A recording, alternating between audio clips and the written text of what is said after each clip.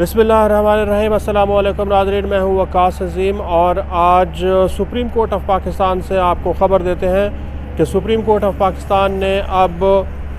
एक ही दिन पूरे मुल्क में इलेक्शन कराने से मुताल्लिक़ केस की समाअत मुकम्मल कर ली है। आज बज़ाहिर ऐसा लगता है कि इस केस की आखिरी समाअत थी, क्योंकि सुप्रीम कोर्ट ऑफ पाकिस्तान के चीफ जस्टिस उमर अता बंदियाल की जानिब से जो रिमार्क्स सामने आए हैं वो इंतहाई अहमियत के हामिल हैं। आज की समाअत के दौरान पाकिस्तान तहरीक इंसाफ और पाकिस्तान डेमोक्रेटिक मूवमेंट के जो वकला हैं वो अदालत में पेश हुए हैं और उन्होंने अब तक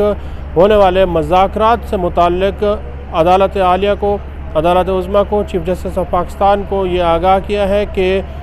तहरीक इंसाफ और हुकूमत अगरचे पूरे मुल्क में एक ही रोज़ इलेक्शन कराने से मुताल्लिक़ राज़ी हो चुके हैं और इस बात के ऊपर इत्तफ़ाक़ हुआ है कि सूबा पंजाब में सिर्फ़ और सिर्फ इलेक्शन पहले नहीं होंगे, बल्कि चारों सूबाई असम्बलियों में और वफाक की सतह पर एक ही रोज़ इलेक्शन होंगे। लेकिन अब दोनों फरीक़ैन ने यह बात तय करनी है कि ये एक रोज़ 2023 में आना है या फिर 2024 में। ये फ़ैसला अभी हुकूमत ने और PTI ने मिल बैठ कर करना है कि इस एक रोज़ कब होगा, क्योंकि ख्वाजा साद रफ़ीक जब अदालत में पेश हुए हैं तो उन्होंने ये कहा कि अक्टूबर में भी इलेक्शन होते हुए नज़र नहीं आ रहे, क्योंकि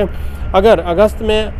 कौमी असम्बली तहलील होती है, सुबह सिंध की असम्बली तहलील होती है और सुबह बलूचिस्तान की असम्बली तहलील होती है, तो फिर नवंबर में इलेक्शन होंगे। नवंबर में अब ख्वाजा साद रफ़ीक जो कि पाकिस्तान डेमोक्रेटिक मूवमेंट और इत्तेहादी हुकूमत के नुमाइंदे थे और अदालत में पेश हुए, उनका ये कहना है कि अक्टूबर में नहीं बल्कि अब नवंबर में इंतखाबात होंगे, जिससे यह ज़ाहिर हो रहा है कि 2023 में भी पाकिस्तान में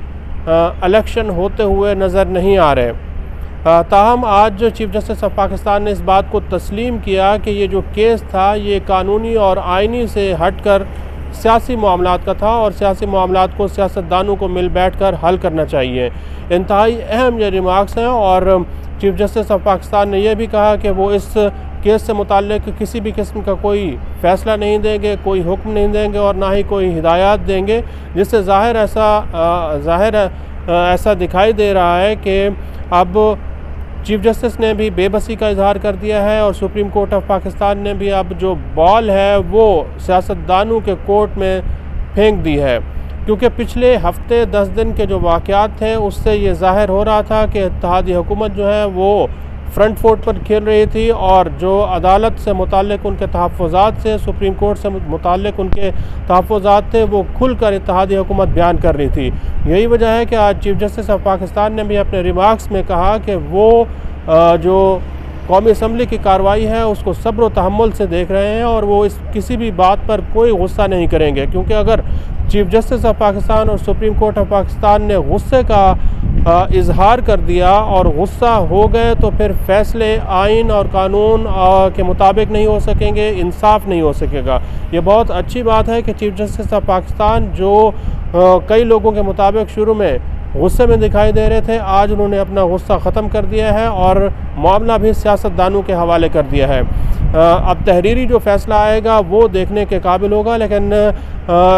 चीफ जस्टिस ने आज की जो समाअत है उसमें पाकिस्तान की मुआशी मुश्किलात से मुताल्लिक़ भी बताया है और उनको ये भी बताया गया है कि इस वक्त पाकिस्तान और IMF के दरमियान मुज़ाकरात जारी हैं। जब मुज़ाकरात कामयाब होंगे तो फिर अगले जो बजट है वो कौमी असम्बली में पेश किया जा सकेगा।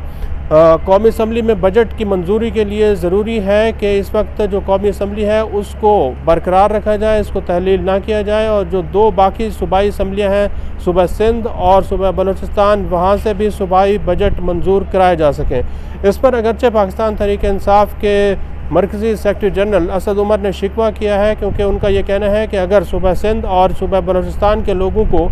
ये अपना बजट पेश करने का, बजट मंजूर कराने का असम्बलियों से हक़ है, तो फिर सूबा पंजाब और सूबा खैबर पख्तूनख्वा के लोगों को भी ये हक़ है कि वो अपने नुमाइंदों के ज़रिए अपनी असम्बलियों में बजट मंजूर करा सकें। लेकिन अब सवाल यहाँ पर यह पैदा होता है कि ये सूबा पंजाब और खैबर पख्तूनख्वा के नुमाइंदों को किसने हटाया है और आवाम से ये हक़ किसने छीना है? ये पाकिस्तान तहरीक इंसाफ ने ही इन असम्बलियों को तहलील करके ये उनके लोगों से, पंजाब के लोगों से, पंजाब के अवाम से और खैबर पख्तूनख्वा के अवाम से ये हक़ छीना है। तो अब पाकिस्तान तहरीक इंसाफ का ये शिकवा बनता नहीं है, अगरचे वो ये कोशिश कर रही है कि सुबह पंजाब की असम्बली को बहाल कर दिया जाए और फिर पाकिस्तान तहरीक इंसाफ कौमी असम्बली में भी वापस आ जाए, लेकिन अब बहुत सारा पानी जो है वो पुलों से गुजर चुका है। अब तहरीक इंसाफ को मायूसी दिखाई दे रही है, क्योंकि चीफ जस्टिस ऑफ पाकिस्तान ने भी बेबसी का इजहार कर दिया है। मामला अब सियासतदानों के पास है, और अगरचे चीफ जस्टिस ऑफ पाकिस्तान बार बार ये धमकी दे रहे हैं कि 14 मई का आर्डर बरकरार है, लेकिन उसके ऊपर अमल दरामद कराना अब हुकूमत के लिए भी मुश्किल होगा, क्योंकि तहरीक इंसाफ और हुकूमत अब ये चाहते हैं कि एक ही रोज़ इलेक्शन हो, और एक ही रोज़ इलेक्शन के ऊपर मज़ीद अब बातचीत का सिलसिला जारी रहेगा। लेकिन आज फवाद चौधरी भी थोड़े से मायूस दिखाई दे रहे हैं। शाह महमूद कुरैशी की बॉडी लैंग्वेज भी ये बता रही थी कि उनकी उम्मीदों पर भी पानी फिर चुका है। आज के लिए इतना ही। इस वीडियो को आप कमेंट सेक्शन में जाकर लाइक कर सकते हैं और अपने ख़यालात का भी इज़हार कर सकते हैं। बहुत बहुत शुक्रिया।